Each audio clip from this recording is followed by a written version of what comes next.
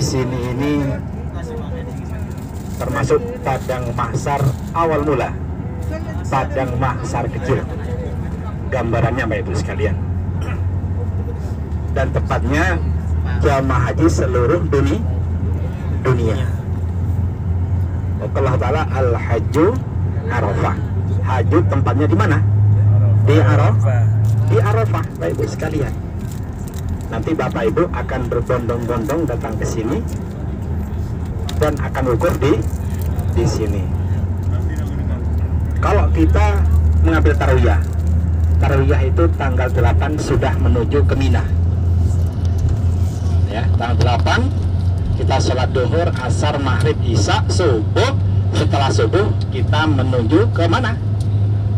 Ke Arafah. Itu mencocoki hajinya Nabi. Itu tarawiyah Ibu sekalian. Pagi sudah berangkat sampai sini sekitar jam 9 atau jam 10 kurang lebihnya. Kemudian berkemas-kemas Ibu sekalian di sini. Kemudian kita melaksanakan apa? Melaksanakan sholat. Setelah sholat duhur Ibu sekalian kita kemudian tausiah sebentar. Kemudian disitulah puncaknya ibadah haji.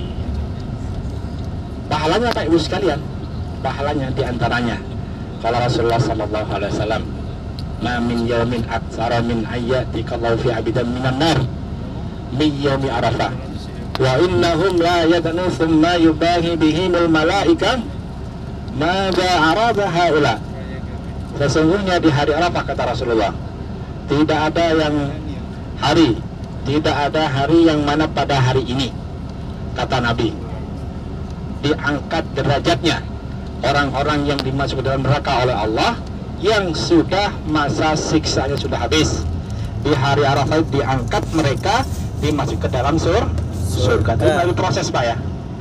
Jadi kalau dalam hadisnya itu dimandiin dulu, mandikan, terus diangkat ke dalam surga. Yang kedua Ibu sekalian, wa innahum la yadhufun ma yubayyihul malaika. Sesungguhnya Allah turun ke langit dunia.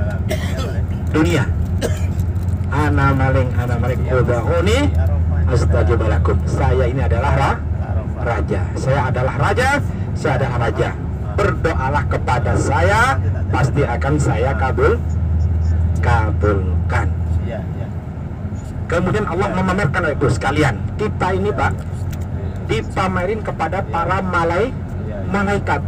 Hei malaikat, engkau lihatlah kepada para manusia yang mereka berbondong-bondong, berduyun-duyun dari rumahnya masing-masing, dari ujung ufuk barat paling barat, ufuk timur, ufuk utara, ufuk selatan. Mereka datang ke sini untuk memenuhi panggilanku.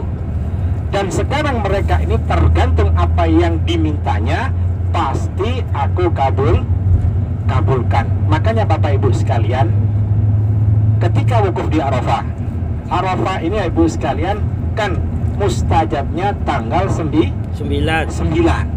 ya, tanggal 9 Dzulhijjah. Di situ tempat mustajab Pak Ibu sekalian.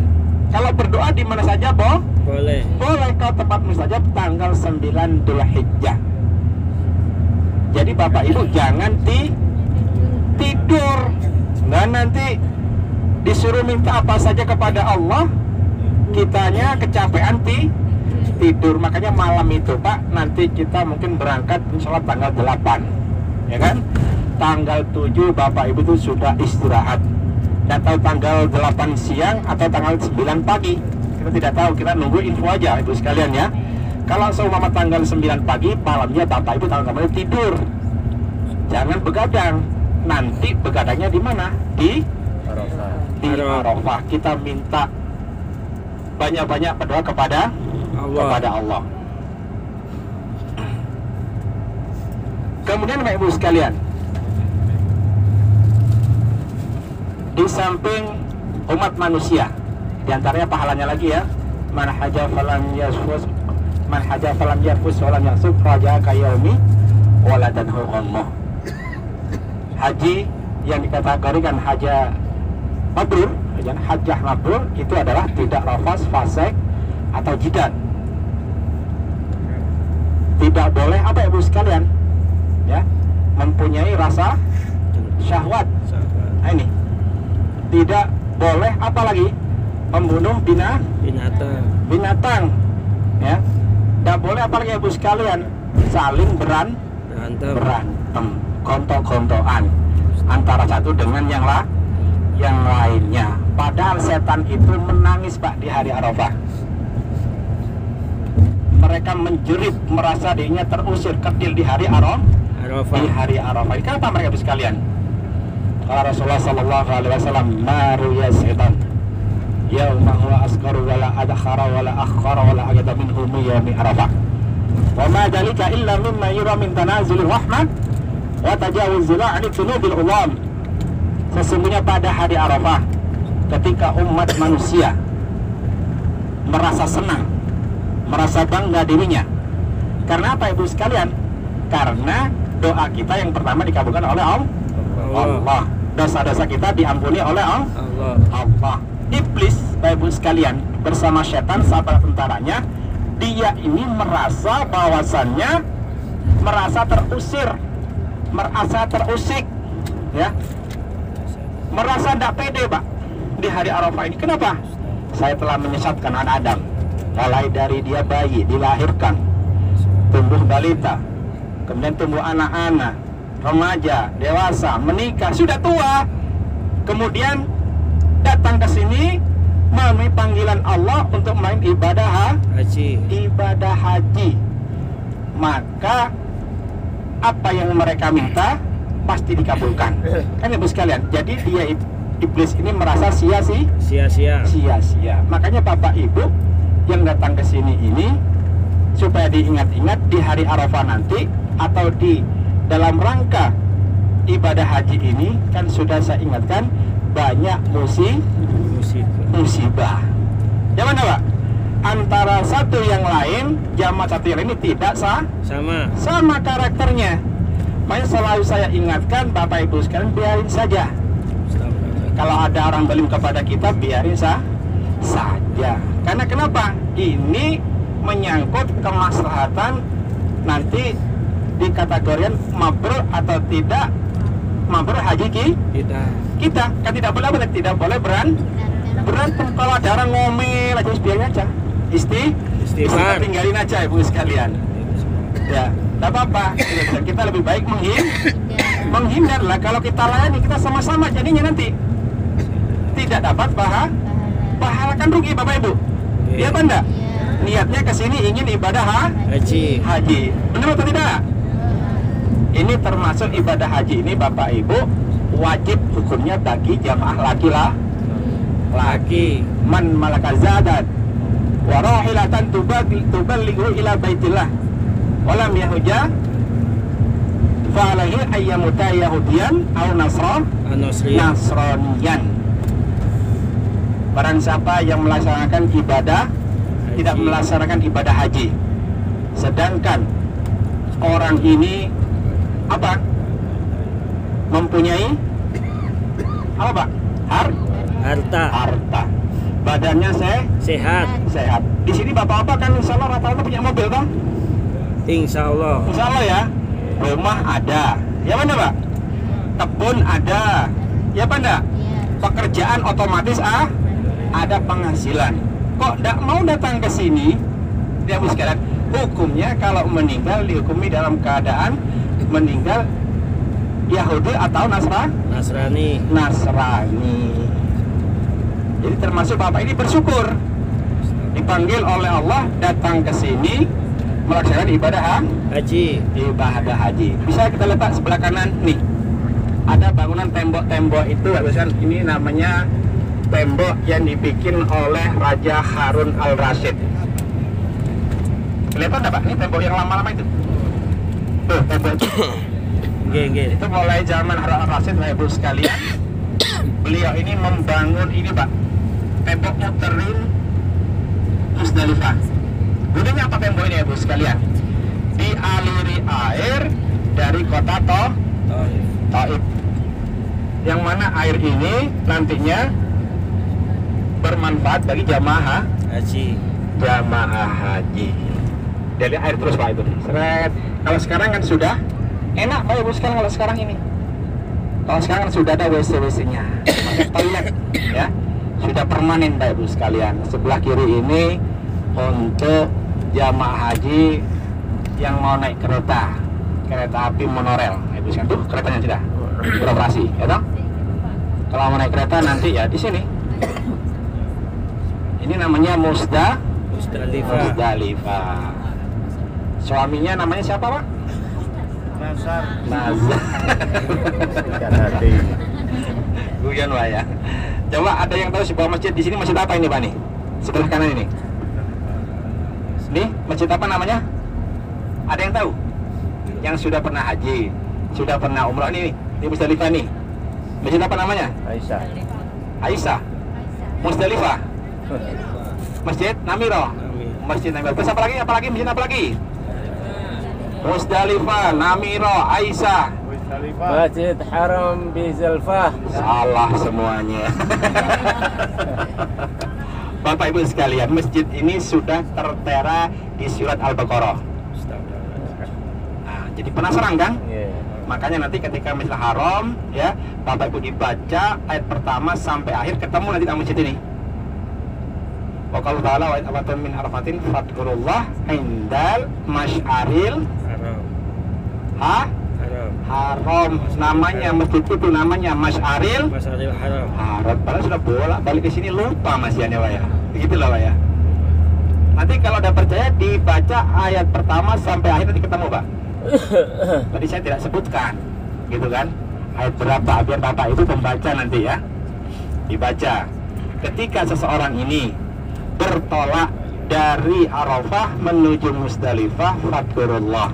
Ingatlah kalian kepada Allah. Jok dangdutan Pak. Ya. Oh nanti dangdutan. Nah ini. Apakah ada? Ada. Persiapan haji. Ibu sekalian ketika kita itu di hotel transit tuh Ibu sekalian, karaokean Pak Ibu sekalian. Lah ini kayak apa ini? Mau menjadi tamunya Allah kok dangdutan karaokean. Saya dalam hati ngelus jada saya Pak. Kok dangdutan nanti di Indonesia saja lah kan gitu ya. Lah ini banyak jamaah dangdutan. Wah kok enak kayaknya ini Ibu sekalian. Mau tak tegur ini enggak enak, bukan jamaah saya. Ini kalau jamaah saya tak tegur sama saya Pak. Kenapa? Kasihan. Nah kita Ibu sekalian ya.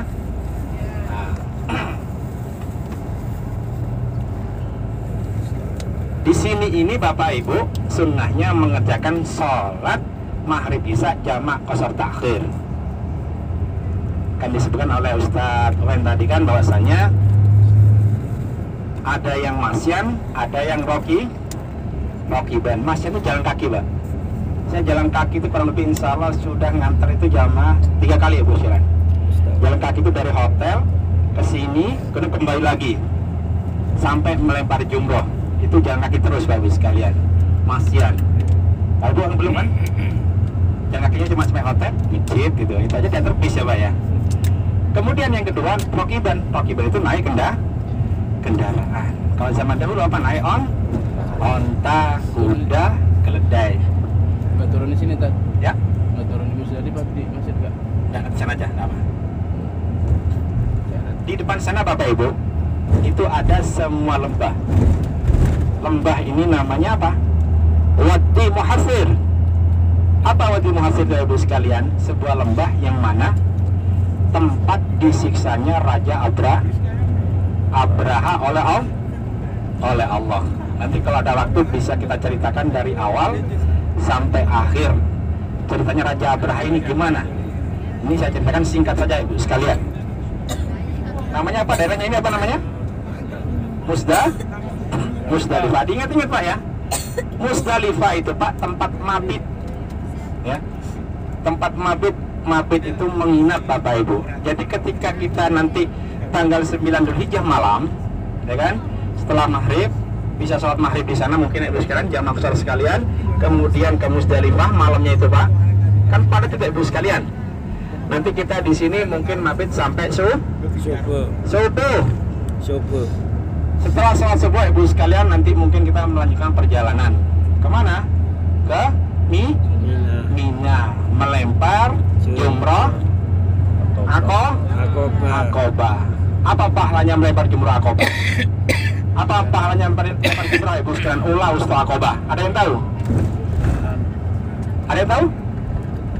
Tak kasih 100 real sama saya. Ada yang tahu? Lupa. Nanti ya, saya terangkan nanti.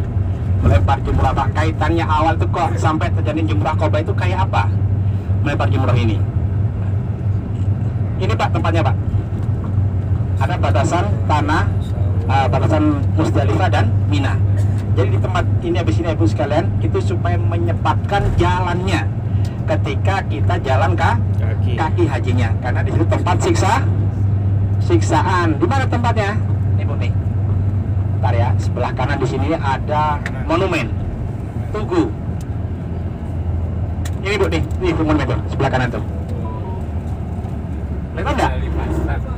Ada monumen sampai terus. Monumen apa tadi Pak? Itu monumen itu tuh. Di belakang monumennya tuh. Monumen Musdalifah Starhiyah. Di situlah tempat siksaannya, di situ dulu Ibu sekalian. Raja Abraha. Makanya di sini tuh Ibu sekalian supaya apa? Nyempatin jalannya Bapak Ibu sekalian. Jalan cepat, ada cepat Pak, karena tempat siksaan.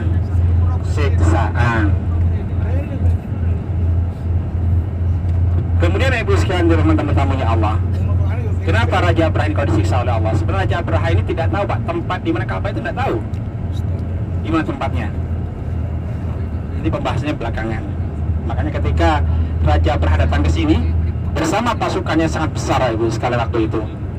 Ya, Raja Abraha ini kemudian ingin menghancur kota Mekah. Maksudnya dimaksud Ka'bah. Mereka berhenti di sini, Bapak Ibu, akhirnya mereka apa? Disiksa oleh Allah. Sebelah kiri Pak, bisa kita lihat dulu. Ini ceritanya rangkaian untuk ibadah haji Ibu sekalian ya. Jabal Kurban. Jabal apa Pak? Kurban. Jabal Kurban. Di mana tempat Nabi Ibrahim mau menyembelih anaknya yang bernama Ismail. Di mana tempatnya? Di situ Ibu sekalian. Ya. Kemudian Ibu sekalian tamu-tamunya Allah. Nabi Ibrahim ini Bapak Ibu bermimpi, ya. Bermimpi bahwasannya dalam mimpinya itu diperintahkan untuk menyembelih anaknya. Sampai mimpi datang 3 kali. Nah, kalau dalam riwayat hadisnya Bapak Ibu sekalian, kan ada yang menerangkan masih kecil. Ini sebenarnya kurang sahih. Yang sahih itu sebenarnya Nabi Ismail ini sudah menjadi nabi Bapak Ibu. Kalau anak kecil mau disembelih kan lari Pak. Gitu ya. Ini sudah menjadi nabi, itu yang sahih Bapak Ibu sekalian. Jadi ketika ngomong kepada anaknya, Bapak Ibu sekalian, Nabi Ismail ini, wahai anakku, saya bermimpi bahwasanya saya diperintahkan untuk menyembelih kamu. Mimpi datang tiga kali. Jawabnya bagaimana Ibu sekalian? Ismail, silakan Bapak, kalau itu memang perintahnya Allah. Nah, ketika kedua-duanya sudah pasrah Bapak Ibu sekalian, pedang sudah mau disembelihkan Ibu sekalian, alhamdulillah Allah memerintahkan terhadap malaikat Jibril diganti dengan apa? Domba. Makanya Bapak Ibu sekarang ini ketika Bapak Ibu datang ke sini, ya kan? Ini supaya apa? Sunnahnya menyembelih kambing untuk berkorban. Itu Ibu sekalian, ya. Sama membayar dam. Kan ya? Nah, pada saat itulah Bapak Ibu sekalian dengan tamu-tamunya Allah, ya. Ketika Nabi Ibrahim ini sudah menyembelih kemudian diganti dengan domba, alhamdulillah Ibu sekalian ya. Termasuk keikhlasan yang tulus Bapak Ibu. Bagaimana kalau seandainya sampai disembelih benar kan kurbannya kan kurban anaknya sendiri ini berarti ini. Ibu sekalian kan? Makanya Bapak Ibu diganti dengan domba. Jadi sunnahnya Bapak Ibu kita supaya apa? Menyembelih kambing. Bukan Idul Adha aja Bapak Ibu sekalian sebenarnya itu. Umroh juga bisa menyembelih kambing, haji hadiah. Sebagaimana Nabi dulu itu tertahan di mana? Di Hudaybiyah. Jadi Nabi itu dari Madinah ketika umroh membawa namanya itu hadiu, membawa onta, membawa kambing, dan ketika tertahan, Pak Ibu sekalian, Nabi kemudian tahallul, cukur gundul, kemudian lukar, kemudian menyembelih kambing dan ontanya. Jadi tidak harus ibadah haji, umroh juga bisa, cuma jarang yang mempraktekkan ya Bu sekalian, karena jarang diterangkan.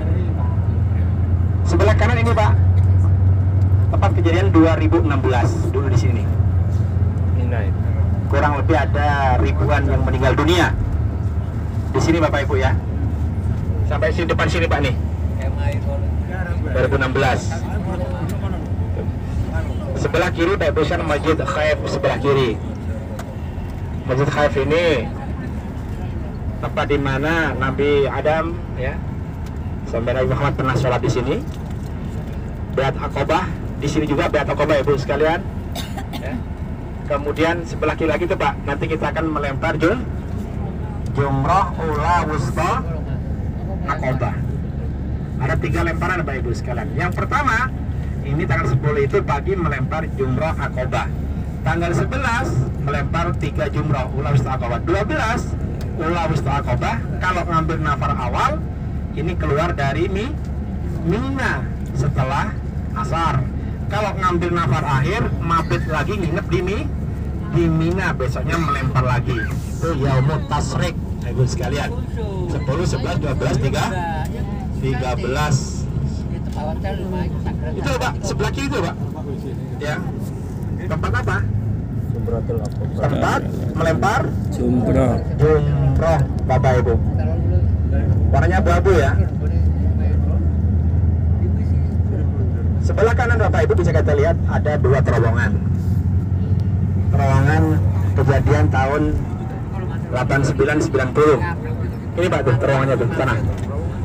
Ada 2 terowongan, terowongan paling kanan Pak Ibu sekalian. Sana Pak. Terowongan Mina.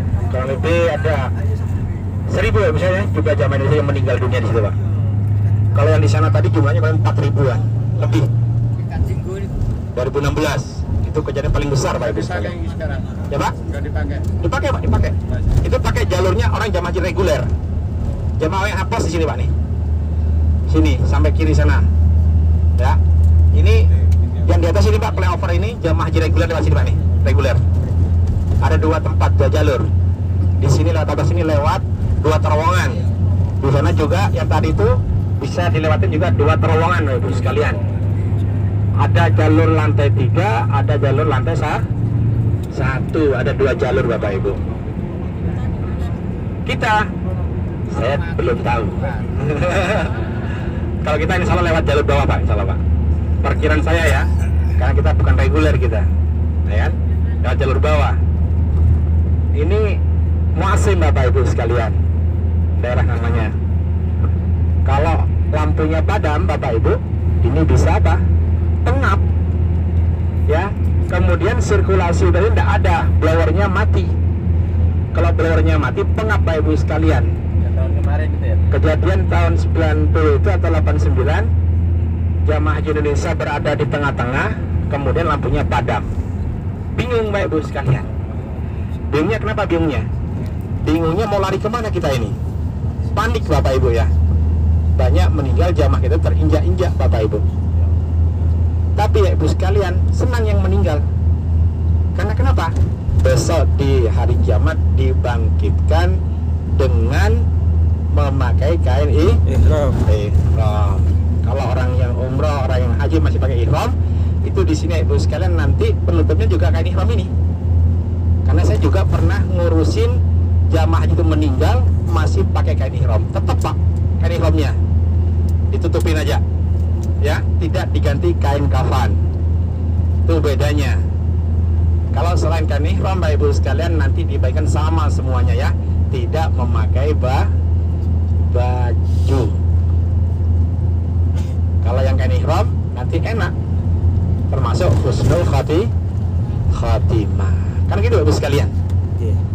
Dibanding di hari kiamat pakai ihram sini, oh ketahuan, oh ini orang umroh dulu meninggal, orang haji meninggal dunia. Makanya Bapak Ibu kita bersyukur datang ke sini, ya, dikodar oleh Allah untuk melaksanakan ibadah haji ini.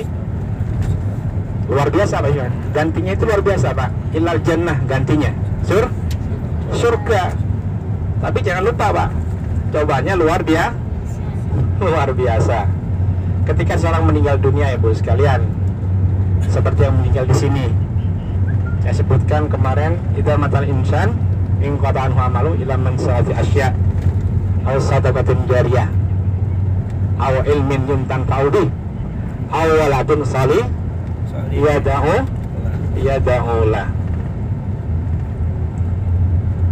Ketika seorang meninggal dunia, maka semua amalannya itu putus Bapak Ibu sekalian, kecuali 3 perkara. Kan Bapak Ibu ini mau mengambil mikot ini kan? Mengambil mikot yang kedua di mana? Di Jirona. Nanti di sana Bapak Ibu umrah yang kedua ini bisa dihadiahkan bagi orang tuanya. Ya. Masih ada yang hidup enggak orang tuanya? Kan sudah enggak ada? Sudah enggak ada kan? Nah, bentuk bakti kita Bapak Ibu sekalian,